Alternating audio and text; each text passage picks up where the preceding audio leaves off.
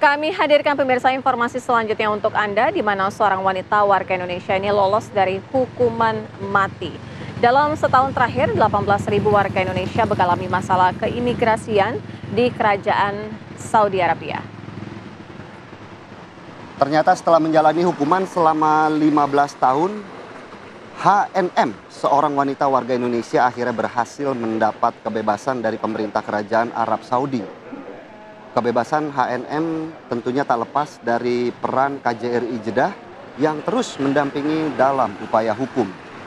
18 tahun yang lalu HNM ditangkap oleh polisi Saudi. Perempuan paruh baya itu dituduh telah membunuh suaminya sendiri, seorang warga Saudi. HNM kemudian ditangkap dan diproses secara hukum. Sejak saat itu hukuman pisah telah dijatuhkan kepada HNM. Total hingga bulan lalu HNM telah menjalani hukuman selama 15 tahun penjara. Dan atas upaya hukum KJRI, akhirnya HNM berhasil dibebaskan setelah uang pengganti atau diat dibayarkan. Pekan lalu HNM telah dipulangkan ke tanah air atas bantuan KJRI Jeddah.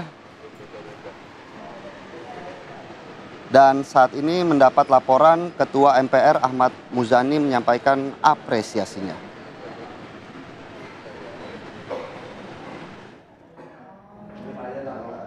Kemarin ada satu kasus yang biasa kita sebut dengan high profile case, kasus salah satu warga negara Indonesia yang terancam hukuman mati.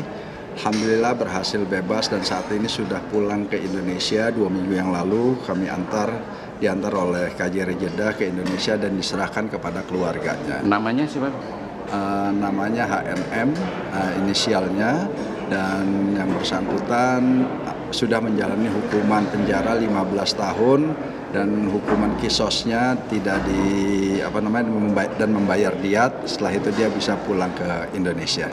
Baik, kita pahami bersama bahwasanya di Arab Saudi ini jumlah warga negara Indonesia sangat banyak dan ada dari beberapa mereka juga akhirnya melakukan pelanggaran hukum. Sebagaimana biasanya proses yang kita lakukan adalah melakukan pendampingan hukum, memastikan hak-hak hukum mereka terpenuhi.